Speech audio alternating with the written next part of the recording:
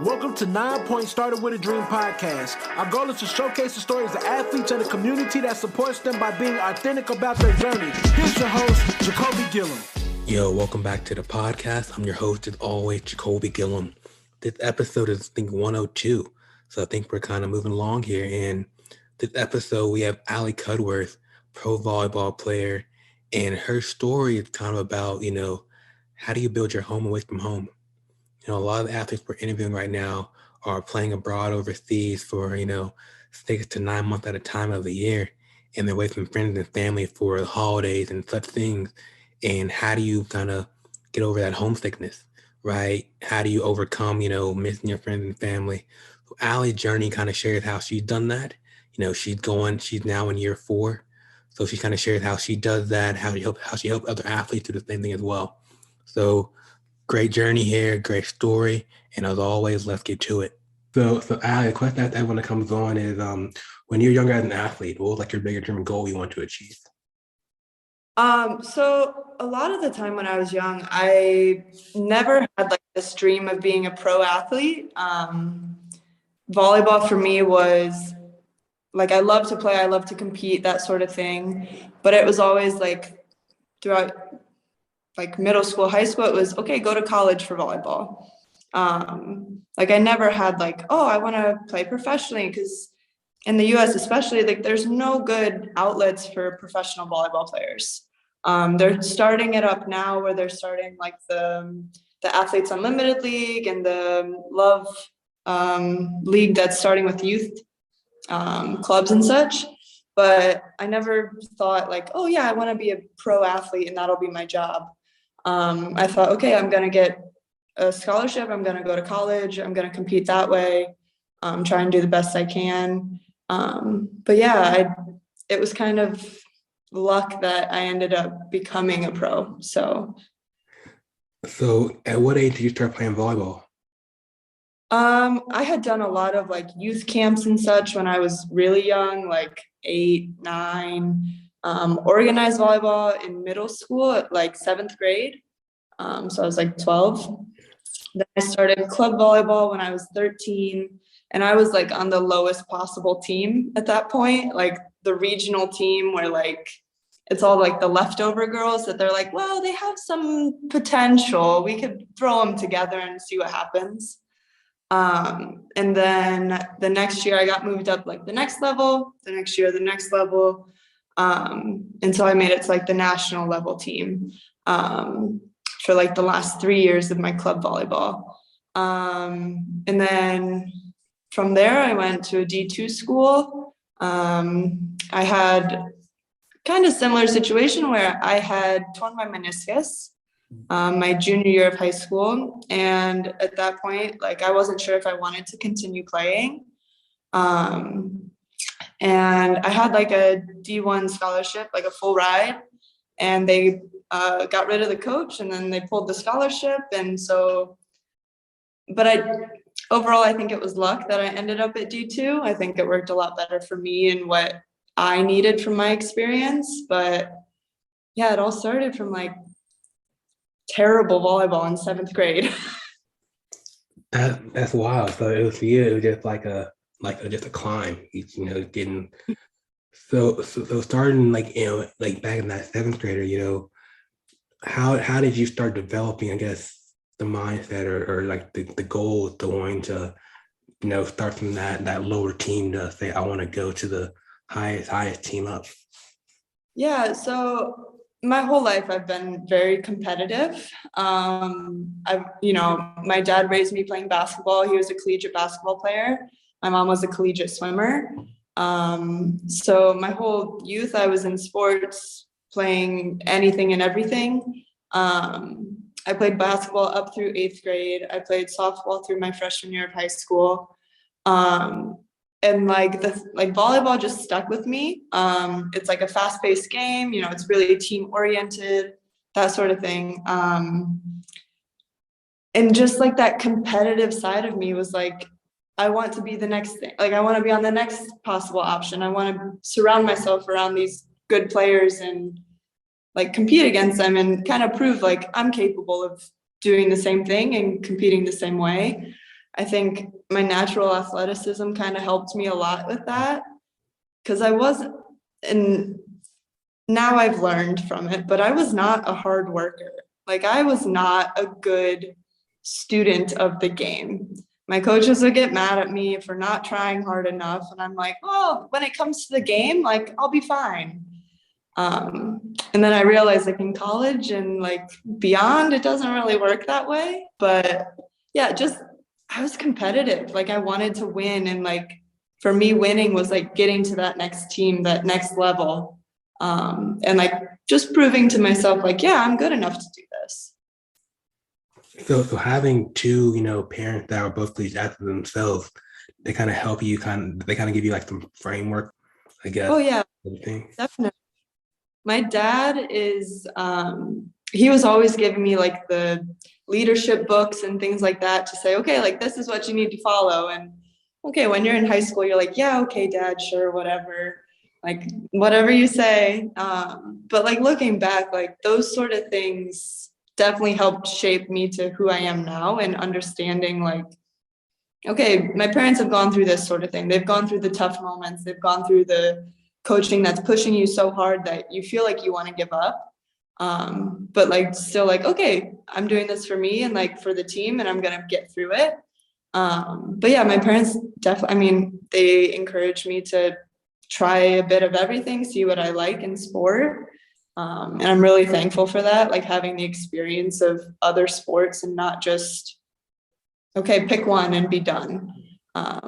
But yeah, and okay, it goes back to my grandparents too. My grandpa was like a collegiate coach for football and track and field. And yeah, I mean, It runs in the family. Family. Family athletes, right? Exactly. That's awesome. So you mentioned, junior year you had the meniscus, right? Yeah. So that knee injuries are tough in itself. And you said, I think at one point that you thought about just not coming back. Is that correct? Yeah. So it was my junior year of high school. I distinctly remember the practice. Like, I was doing like a simple movement, just like shuffling to one side, and I felt my knee just like pop. And I like couldn't move it. It was like stuck. And I went to my coach and I was like, hey coach, like, something's wrong. And he was not the best. He said, oh, go complain to the athletic trainer. And I said, okay, I will. So I went to her and she's like, yeah, like, it could be this. It doesn't seem like it's a major like ligament or something. So I didn't go to a doctor directly after that. I practiced for maybe another month or so. And after every practice, it was getting swollen and hurting. So eventually went to a sports medicine doctor, got an MRI. He sat me down, going over the MRI pictures, and he's saying, okay, like, if you see this bow tie shape in the picture, that means you tore your meniscus. So he's like scrolling through, like zooming into it, and it's like, oh, and there's the bow tie shape. And I, like, my vision started to just like go black. I was panicked, so scared. And like from there on, okay, I went to a great knee surgeon in my area. He was going to repair it, which, if you know about meniscus repair, that's a long recovery. It's like 6 weeks. It's like 6 to 8 weeks of no pressure on your knee. Like, you can't walk, you can't like put anything on your knee. And the doctor, I went into surgery, and he said, he got in, and pardon my language, but he said, oh shit. And he, it was so torn and so frayed so badly that he's like, you know what, we're just going to clean it out, take off the inside half of the meniscus, medial. And from there, I went to rehab for a couple weeks, got back to practicing about a month later, and then playing in a couple tournaments here and there. But after that, I mean, the whole situation with the university I was going to go to, they had hired a new coach. and he didn't really get to see me play. And he wanted to go a different direction than the past coach. And he said, like, you could just walk on to the team, and like maybe you'll get a 1 or 2 year scholarship. I said, you know what, like, it doesn't sound great, not really what I want. And for a while I said, okay, I'll just walk on and see what happens. I know, like, I can go there. We had national championship for club volleyball in Columbus that year, and I'm from Akron area. And it's like a 2-hour drive, and halfway to Columbus there's a stop for Ashland, Ohio. But it's like cornfields this whole drive. And my parents were like, oh, you could always go to Ashland. Like, I've heard it's a good school. And I think I said, no, it's in the middle of nowhere. Why would I go there? There's nothing there. And then at nationals, I played a few games here and there. At the end, the Ashland coach came up to me and she's like, hey, we really like you. We'd like you to come to campus. I saw her with her kids. And like from that moment, I said, okay, I'm going there, done. Like, it was just like that split decision. I went to camp, I played at camp, and I said, okay, yeah, like, this sounds good to me. I told my parents, like, yeah, that's it, I'm going. They said, okay, you need to wait and decide. But I signed there like in my senior year to go. That summer, okay, before there was another camp, did that. Then I went for preseason, and about a week in, I said, I don't know if this is for me. I don't know if it's what I want to do.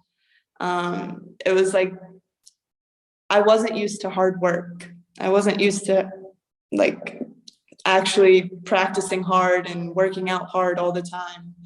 And I almost quit like a week into season. Luckily, my coach was like, no, you're not quitting. Like, shut up, get over it. But I tried excuses. I was like, well, my knee, well, this, well, that. And okay, I stuck with it, luckily, but it all stemmed from that knee injury where I was like, okay, I'm not confident with my knee, and I don't know, like, maybe coaches will think that it's a bad thing, that I've had this surgery, that maybe they'll think I can't perform like I normally can.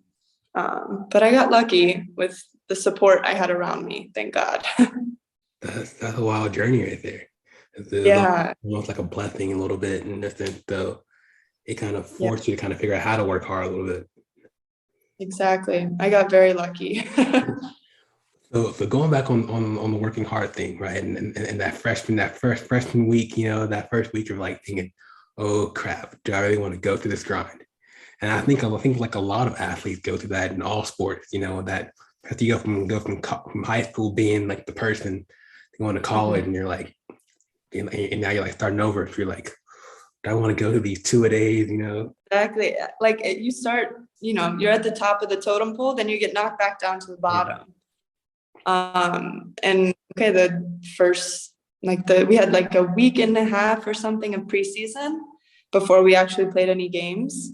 And I remember just like dreading waking up. Like, I was like, I have to do this again. Oh my gosh. Okay, I got through it, and we got to one of our first games, and my coach put me in the lineup, and I was like, oh, okay, I can do this. I earned a spot. Like, I am athletic. I can play this game still. Like, what was I thinking? But yeah, I went through a lot of that throughout college. Like, every year preseason, I struggled. I'm not good at running a lot. Like, I just know that about me. And we had a lot of like running tests and stuff. Yeah. And spring season practices too, like the off season.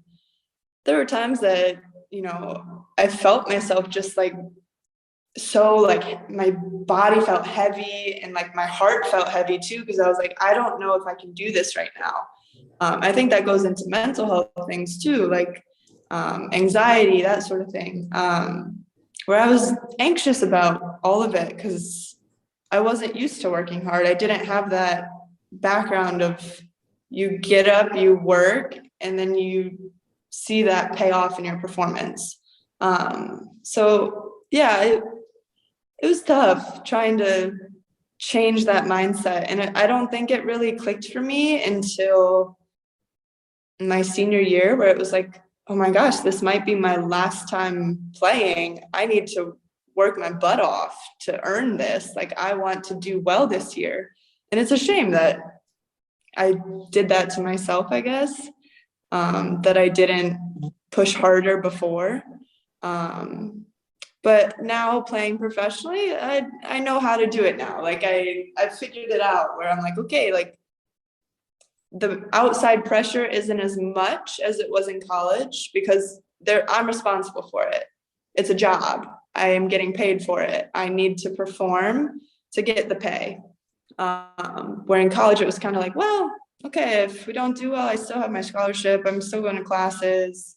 I have something else in the future, whatever. Yeah. But now it's like, no, this is my job. I have to work hard. I have to do those things right. There's more like on the line now, right? Exactly. Yeah. Like I'm very lucky with my club here. I am in a great situation. I've been with the same team this is my 4th year with them. I got very lucky out of the gate with that, but you're in Cyprus, right? Yeah, Cyprus, a little island. It's great. But there are some teams in the professional world that if you don't perform well in one game, they could send you home. Like, no questions asked. You just bye, no money. Right? Like, it's tough. It's a tough job. And so going into like from college to overseas, you're going from the United States to, really hopping on a plane and, saying, I'll see you guys in 9 months, maybe. Right. Yeah. How was that first year compared to your first year in college? Yeah. So my university was only an hour from home. So if I was homesick, I can drive home on the weekend. Here, okay, it's like a whole day of travel on a plane. My first week or so, I think all I did was cry. I mean, I was miserable. I was like, what am I doing? Why did I decide this? I'm pretty sure I called my mom and I said, don't ever let me do this again. Just because I wasn't used to being away from home. I think since being here, like that year, the next year and such, I got more comfortable. It was like a second round of like a college experience where I get to be away from home, create my own life here, have my own friends here, more like it's more comfortable for me than college was, I think. College is still very much like the high school drama, especially at Ashland. It was a very small school, like including graduate students. I think there's 5,000 students. Like, it's tiny. So coming here and just, being able to create my own life and only having volleyball to worry about, it was a lot better for me. The first year was rough, that's for sure. Like getting accustomed to everything, adapting. But each year since then has been gradually more easy. And like this season, I even came back a couple weeks earlier because I said, okay, I want to go see my friends there. I want to go hang out with them before the season starts. Where if you asked me that my second year, I'd say, no, I don't want to go. I don't want to go. What's the latest date I can come? So it's definitely been a lot of growth, like big personality growth, maturity growth, everything. Just a journey, right? Yes, very much so.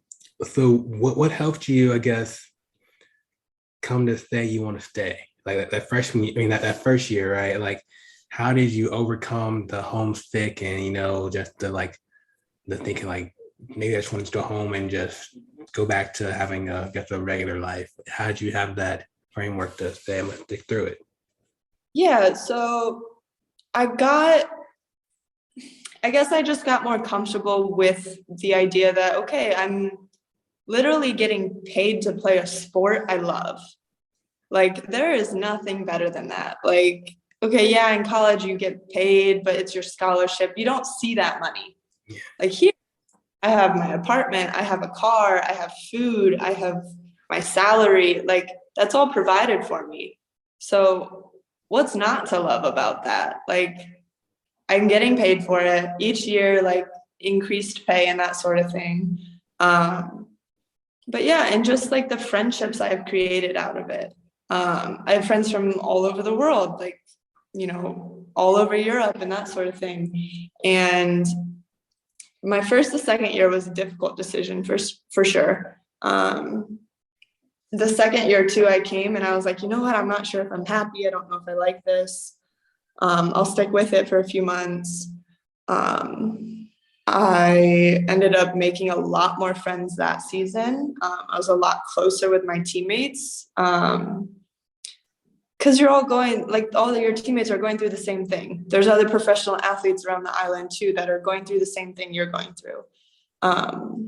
And yeah, I think it's just the relationships that I created with the people here. And Cyprus, like, the people here are very nice. And like, there was some adjustment, of course, like some language barrier sometime, because they speak Greek as their first language. So Greek is extremely difficult to learn. The letters are different and everything, different alphabet. But luckily, most of them speak English too, like completely fluent. There's a few that don't, but in general, like, I got very lucky. But yeah, and just even the staff that are involved, they've made it very welcoming for me, and they want me back each year, and it feels good to like be wanted. Yeah. So like being comfortable knowing that they're going to take care of me if I have problems, that they'll help solve them. Yeah, and they're extremely supportive, and that's the best part of it. How's the food? It's pretty good, actually. Greek food Cypriot food specifically is very close to Greek. Pretty much the same thing. A lot of like souvlaki, gyros. They have a special cheese here called halloumi, which if you've never heard of it, it's very good. It's like a, I don't even know. It sounds weird if you say it like this, but it's like a rubbery cheese that you can grill. Okay, and it's great. If you ever get a chance to try halloumi. Halloumi, yeah. It sounds cool just saying it, right? Halloumi. Yeah, I need a burger with halloumi on it, Forget cheddar, no American halloumi. Halloumi. Over here. Yeah, but the good. I mean, they have they have like home food, comfort foods too. They have Papa John's, Taco Bell, Burger King, McDonald's. Papa John's is overseas?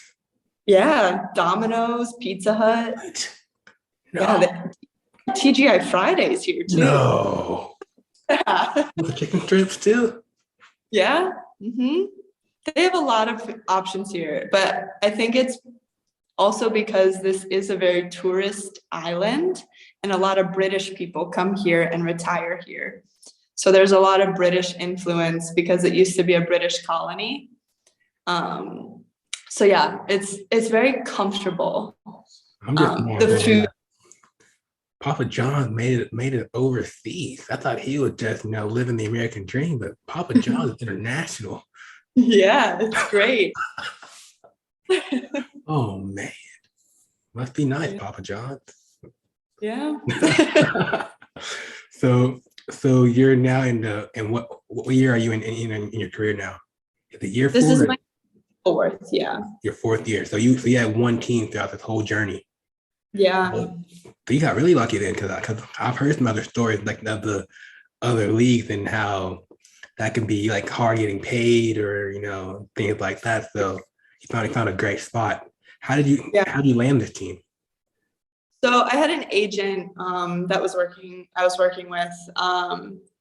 I actually, after I graduated, I was a graduate assistant at another university, another like 45 minutes from my house. So I worked there for the season, and I just wasn't happy. It wasn't a good situation for me. I said, okay, I really want to play. I looked into doing like an overseas tour, tryout sort of stuff, but it was pretty expensive, and it just wasn't affordable for me at the time. So I luckily had some friends who had connections to people who had an agent. I said, okay, like I'll reach out to this agent, see what he can do. I sent him my video highlights, all these things. And within like a couple weeks, he's like, yeah, I have an offer for you in Cyprus. And my first thought is, oh, in Greece. Okay, sure. And then I kind of did my research and I was like, oh, wait, it's not in Greece. It's separate, different spot, closer to Turkey, that sort of stuff. And yeah, the moment he's like, I have an offer, I was like, okay, yep, done. I'm going. I knew nothing about the team, about the league, about Cyprus in general, where I was going to be living, what the situation was. I got my contract, I signed it, I said, yep, I'm in. At the end of the first season, they're like, hey, we want you back next year. We'll give you a little bit more money. I said, okay, sure, why not? The next year, COVID happened. Luckily, the team was like, yeah, we still want you back. Like, here, sign real quick. And it happened within like 3 days that we made the agreement. And then at the end of last season, our team did pretty well last year. We were in like the top 3. Okay, there's only 8 teams, but it was a big jump for our team. And I was like, you know what? Like, I would really like to come back again. I like the lifestyle here. I like the people. I like the team. I think next year could be our year. So that's where I am now. Our team's doing pretty well this year. We're currently ranked first. We're ahead by like 3 points in the ranking. We unfortunately lost on Tuesday, but it was a tough game. It was like a 3-2 game, and I'm very sore from that game. My body is dying a little bit, but our team's doing well this year, and the support we have from the team and like the management, the sponsorship people, the president, all of it is like nothing I've seen before. Most girls I know that have worked with teams that are like high levels like this, they say it's not a good environment. It's not good between the girls. It's not good with the manager or something. But yeah, I got very lucky that it's such a supportive team, and our main sponsor, who basically runs the whole thing, he gives all the money basically. He's like family to me now. Like, I would, if I ever decide to come back to Cyprus for like a vacation or holiday or something, I would for sure reach out to him and say, hey, like, can you help me figure out where to stay, what's going on? And he would do it, no problem, no questions asked. So it feels like so it's almost like you kind of built your home away from home. Exactly. Yeah, it's definitely a second home. And I felt that from the first year. Like it's so comfortable for me, and I feel like I fit in really well here, and the lifestyle is like exactly what I want. It's, I get to go for coffee in the morning and sit for 3 hours at a coffee shop, go to practice for a couple hours, and like have my dinner like for free.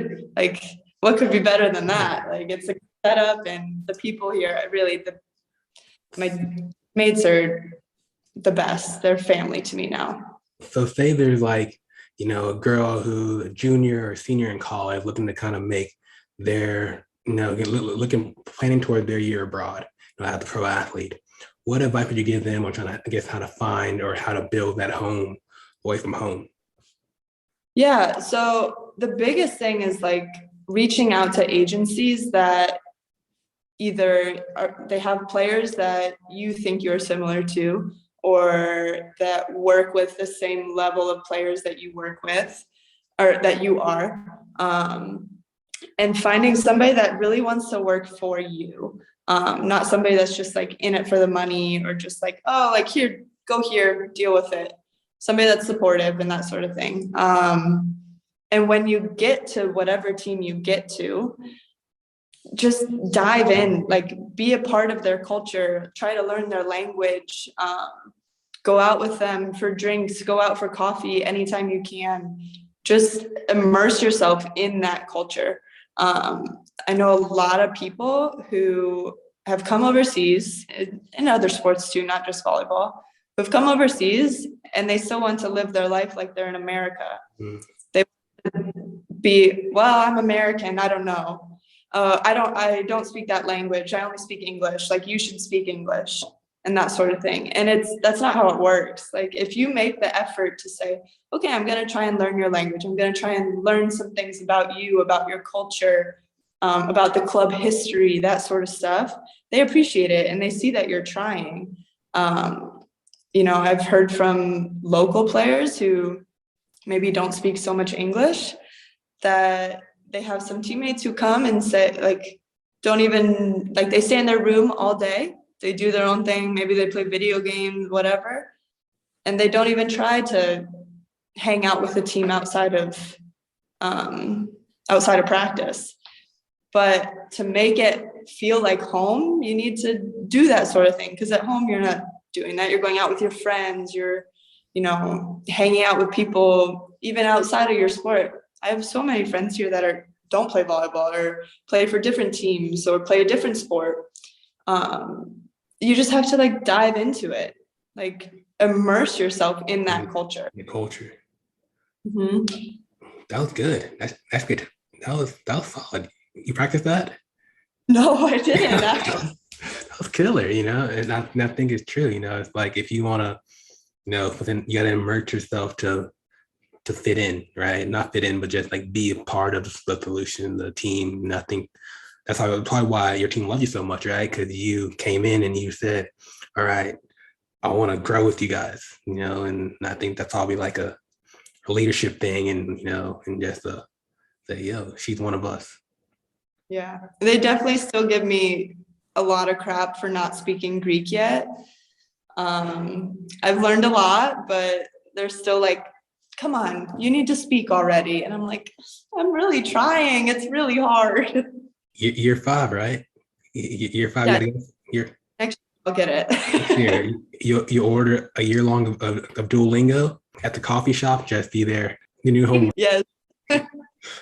So as you kind of end towards this a little bit, like what's next for you? Like what are your next goals and ambitions as you kind of finish this season out and go into, the future? Yeah, so short term with this team, I want to win a championship. Each year we've kind of moved up, kind of like my career history, like moving up in everything. This year I want to win a championship. I've never won a big championship before. So that's the first step. Next is deciding, okay, do I want another year here? Once we win the championship, the next season they're able to play like a European Challenge Cup, which means you play teams outside of Cyprus, which I also think would be amazing. So I have to decide, okay, do I want to do that option or do I want to move on to a different team, a different club, different country, that sort of thing. So it's definitely a lot to consider. I'm currently like a free agent. I don't have anybody I'm working with. I'm kind of in the market for that right now too. My boyfriend actually plays volleyball here too. I met him last season and we're trying to decide, okay, where would we like to play? Do we want to go play together in the same country? Are we going to just try and make it work if we're apart? Like what's our plan?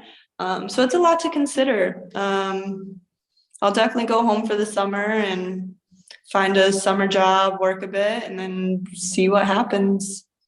Kind of letting it all flow, see how it goes. As the wind blows, to see where it goes. Right?